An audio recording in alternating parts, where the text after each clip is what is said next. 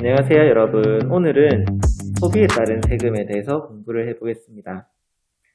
소비세는 소비재에 부과되는 세금으로 부가가치세, 개별소비세, 주세 이런 것들이 있습니다. 주세는 이제 술에 붙는 세금이죠. 그 중에서도 오늘은 대표적으로 부가가치세와 개별소비세에 대해서 공부를 해보겠습니다. 부가가치세는 말 그대로 생산 및 유통의 각 단계에서 창출되는 부가가치에 대해서 부과되는 조세로요. 우리가 물건을 사거나 식당에서 밥을 사 먹게 되면 그 물건 가격의 10%에 해당하는 부가가치세를 내게 되어 있습니다. 개별소비세는 사치세라고도 하는데요. 사치성 상품이나 이런 서비스의 소비에 대해서만 별도의 높은 세율로 과세하는 세금입니다. 그 중에서 먼저 부가가치세에 대해서 공부를 해보겠습니다. 부가가치세는 10%의 세율로요. 이제 물건 가격에 대해서 이렇게 붙는 세금입니다. 근데 이제 면세를 해주는 품목도 있어요. 이 면세 품목은 우리가 살아가면서 꼭 사용할 수밖에 없는 그런 물품에 대해서, 생필품에 대해서는 면세를 해줘요. 그러니까 곡물, 과실, 채소, 육류, 생선 이런 것처럼 가공되지 아니한 식료품 이런 것들은 이제 면세를 해주고요. 그 다음에 수돗물, 연탄, 무연탄 이런 거 해주고요. 기저귀나 분유, 여성의 생리대, 그 다음에 우유도 흰 우유에 대해서는 면세를 해줘요. 그 다음에 지하철, 버스비, 그 다음에 의료비, 그 다음에 학원비, 강습소 이런 교육 영역, 그 다음에 책 읽을 때 이제 도서비, 도서관비, 미술관비, 동물원비 같은 경우는 다 면세를 해줍니다.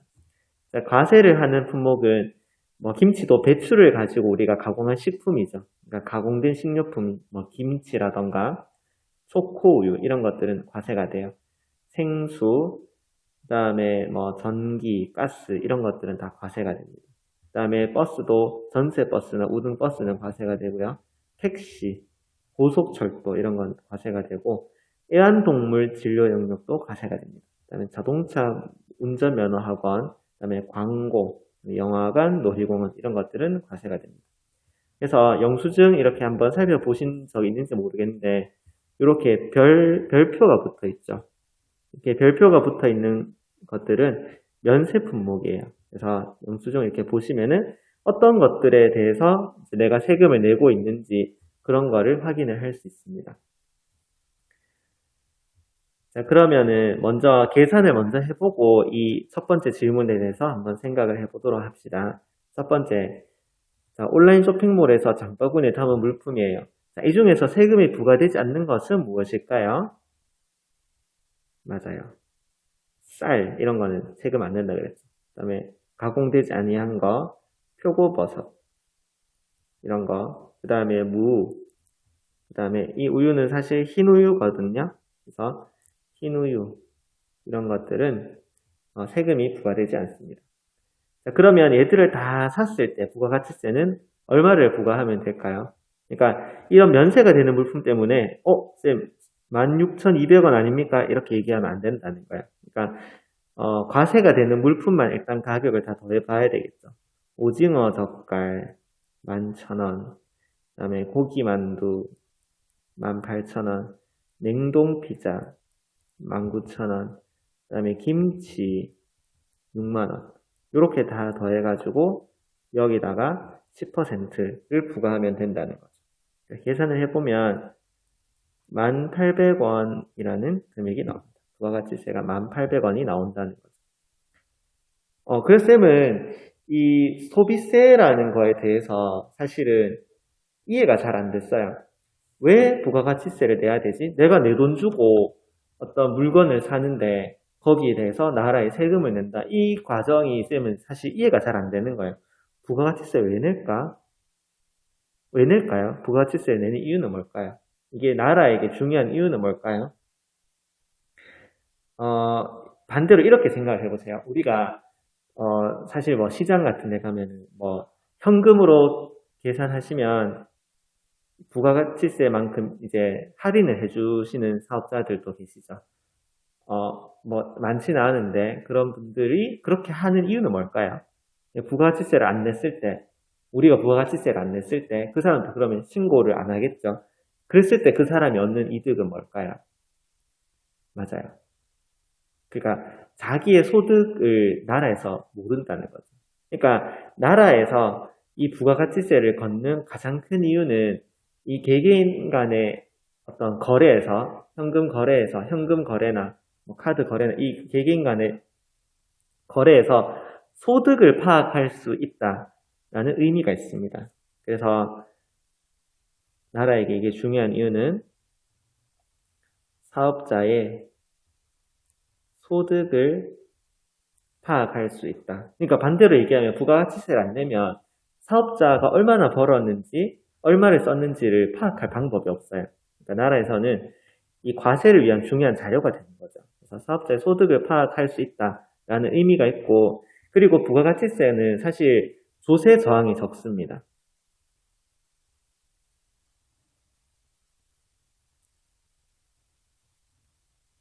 그러니까 우리가 이제 뭐 물건을 볼펜을 하나 사면서 내가 10%의 부가가치세를 냈군 이렇게 생각을 잘 안 하거든요. 그냥 내가 볼펜을 사는데 1,000원을 썼다라고 생각하지 세금을 냈다라고 생각을 잘 인지를 못하기 때문에 우리가 세금을 내는지 잘 모르니까 조세 저항이 적어요.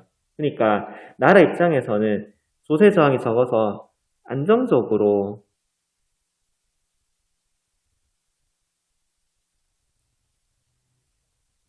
세금을 확보할 수 있다는 장점이 있겠죠. 나라 입장에서는. 그래서 후진국으로 갈수록 이 부가가치세 이런 걸로 물건에 대한 이런 세금, 물세라 하죠. 이런 세금의 비중이 높다 그래요.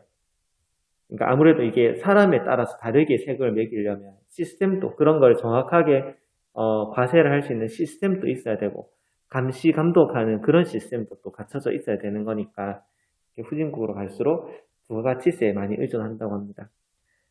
자, 그러면 이게 개인 사업자에게 중요한 이유는 뭘까요? 이게 바로 사업자의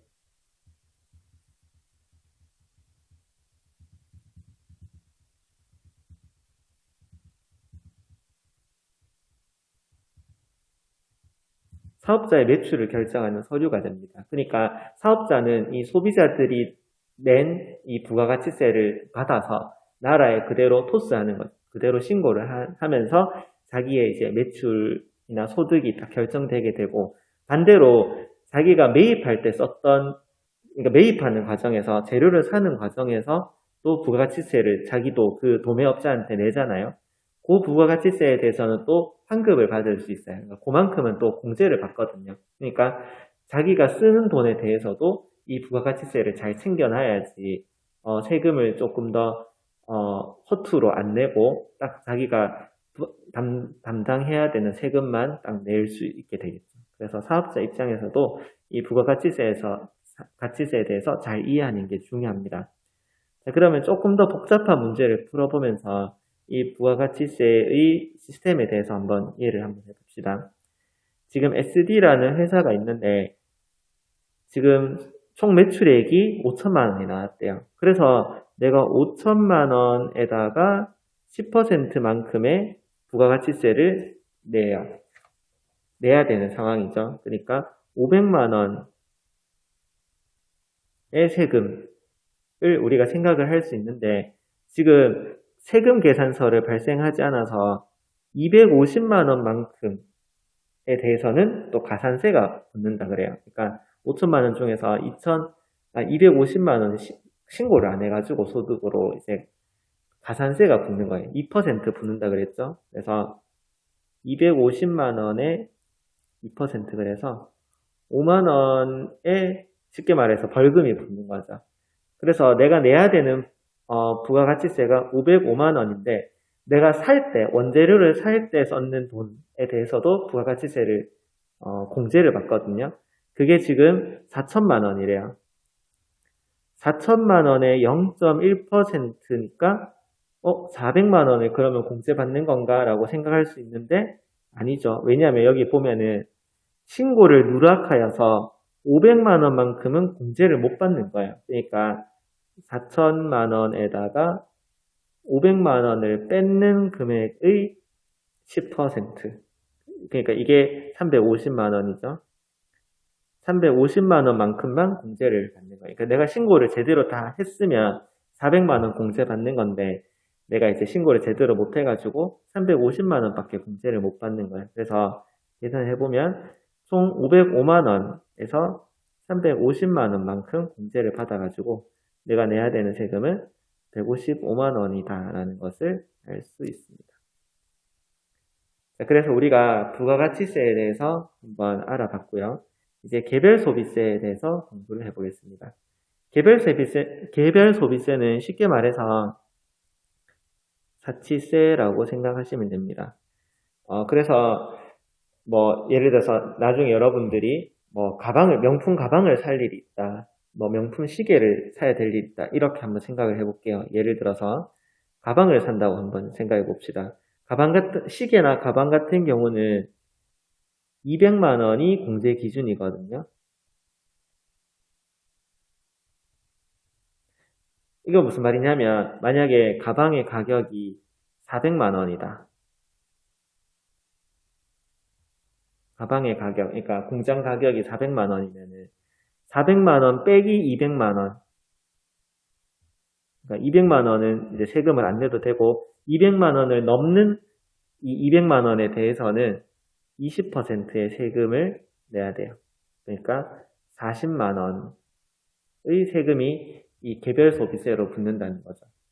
뭐 다른 뭐 보석이나 귀금속 같은 경우는 이 공제되는 금액이 조금 더 높아요. 500만 원으로 쌤이 알고 있는데 여기다가 또 사실은 뭐 교육세 그래가지고 이 개별 소비세 그러니까 플러스 해가지고 또 부가세가 또 따로 붙거든요. 그래서 이 40만 원의 부가가치세의 뭐 30% 이렇게 해서 12만 원이 또 교육세로 부가세로 또 더 붙기도 합니다.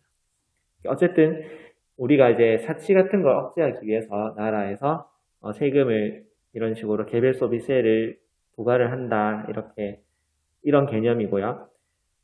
우리가 우리 생활과 제일 밀접하게 관련되어 있는 개별 소비세는 아무래도 자동차를 살 때 내는 개별 소비세거든요.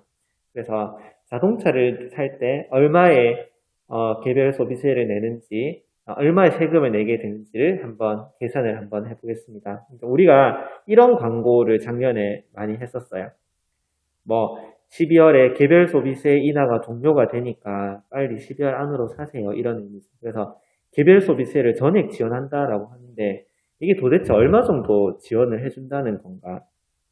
뭐 그런 거를 한번 계산을 할 생각을 해볼 수 있어야 되겠죠. 그래서 구체적으로 이런 상황, 문제 3번 상황에 대해서 한번 납부세액을 계산을 해봅시다. 자, 먼저 개별 소비세를 한번 계산을 해보고 싶어요. 개별 소비세는 이게 차 cc 배기량에 따라서 5%냐 10%냐 이렇게 나누는데요. 그래서 자동차 cc 보면 1999cc 이렇게 돼 있어요. 그게 이제 2000cc가 안 되게 하려고 그렇게 만든 건데, 그러니까 2000cc가 안 되면은 5%의 세율을 적용받아요. 지금은 2000cc가 안 되는 차량이니까 출고가 2천만 원에다가 5%의 개별 소비세가 붙습니다. 그러니까 100만 원의 개별 소비세가 붙고요. 여기다가 교육세라는 부가세가 또 붙습니다. 교육세는 개별 소비세, 개소세라고 하거든요. 개소세의 30%예요. 개소세의 30%니까 어떻게 계산될까요? 100만 원의 30%. 그래서 30만 원의 교육세가 또 붙습니다. 그 다음에 부가가치세도 붙어요. 부가가치세는 공장 가격 더하기 개별 소비세 더하기 교육세, 여기 전체에다가 10%가 붙는 거예요. 그러니까 2천만 원하고 100만 원하고 30만 원, 그러니까 2130만 원에다가 10%가 붙으니까 213만 원의 부가가치세가 붙는 거죠. 자, 여기다가 이제 그래서 가격표 차를 사러 가면 가격표에는 얼마가 붙어 있냐면 얘들을 다 더했는 2,343만 원 이렇게 찍혀 있어요. 그러니까 차량 가격에서 이런 세금을 다 포함해서 가격표에 보통 붙여놔요. 그래서 이만큼이구나. 근데 차를 사면 여기다가 또 세금을 더 내야 되죠. 얼마를 더 내야 되냐면 취득세라는 세금을 더 내야 됩니다.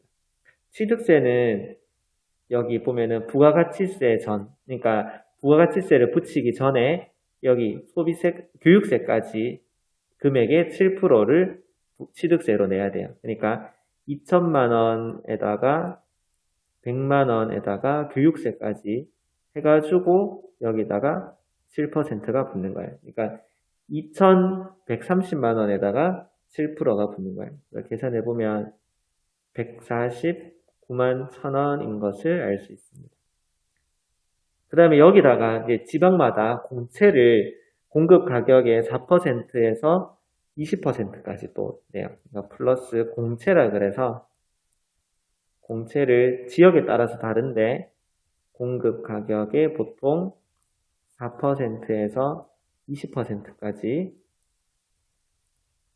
더 내면은 이제 자동차 관련된 세금을 또 다 내는 거고, 대충 이제 보시면 아시겠지만 대충 한 20% 정도가 세금이라고 생각하시면 됩니다.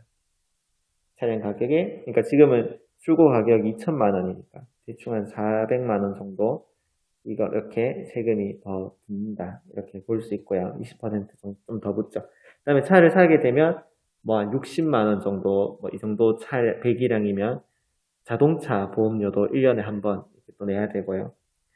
돈이 생각보다 많이 들죠, 차 살 때. 그래서 이제 이런 거를 우리가 개별 소비세로 계산을 할 수 있고요. 개별 소비세를 내는 이유는 뭘까요? 아까 쌤이 잠시 얘기했었는데 사치의 억제라는 목적도 있고, 그 다음에 이렇게 비싼 물건을 사는 사람한테 세금을 더 걷어서 사회보장제도나 이런 데 이제 사용하는 거죠. 그래서 부의 분배, 뭐 이런 목적도 있다고 합니다. 자, 일단 마지막 문제입니다. 문제 4번. 개별 소비세가 3.5%로 이제 낮춰졌어요, 정부에서. 그러면 이게 5%였다가 3.5%가 된 것이, 우리가 3천만 원인 차를 산다고 했을 때 도대체 얼마를 할인해 준 거냐, 이거를 한번 생각을 해봅니다. 그러니까 거래가라기보다는 사실은 출고가죠. 공장 가격. 출고가가 3천만 원인 자동차를 샀을 때 얼마를 그러면 할인을 받는 거냐, 이렇게 한번 생각을 해본다면, 그러니까 원래는 얼마를 내는 거예요? 원래 3천만 원에 0.5%, 그러니까 5%를 내는 거니까 원래는 이만큼이죠. 근데 이거를 인하를 한 거죠. 인하를 하면은 3천만 원에다가 3.5%만 내면 되니까 요만큼 이제 내면 되는 거죠. 그러니까 이렇게 차이를 생각해 보면 45만 원만큼의 혜택을 보는구나, 이렇게 생각을 할 수 있습니다. 자, 근데 이 차량에 붙는 개별 소비세에 대해서는 여러 가지 의견이 많아요. 여기 또 보시면은 뭐 자동차가 이제 필수품이 된 상황에서 이 개별 소비세는 사치품에 붙이는 건데, 그러니까 사치품에 붙이는 게 입법 목적이죠. 그러니까 이거는 이제 필수품이 됐으니까 폐지해야 된다, 이런 의견이 좀 있는 편이고요. 그러니까 거의 국민의 절반이 보유하고 있으니까 폐지하자, 뭐 이런 사치성 물품으로 보기 어렵다, 이런 주장도 있고요. 그 다음에 이제 이 소비를 코로나 때문에 이제 내수 시장이 많이 이제 침체돼 있으니까 소비를 진작시키기 위해서 현행 뭐 30%에서 70%까지 높였다는 게 몇 퍼센트가 됐다는 거냐면 5%에서 3.5%의 세율을 적용했으나 1.5%까지 이제 낮춰주겠다, 이런 내용이에요. 이 한도도 없애주고, 그래서 소비를 조금 내수 타격에 불가피한 상황에서 소비를 늘리는 데 도움이 될 것으로 보인다, 소비 증대 효과가 필요하다, 이런 의미에서 이렇게 세금을 조금 인하해주기도 합니다. 자, 그래서 오늘은 우리가 이제 개별 소비세, 그 다음에 부가가치세에 대해서 공부를 해봤고요. 소비에 따른 세금에 대해서 공부를 해봤습니다. 고생하셨습니다.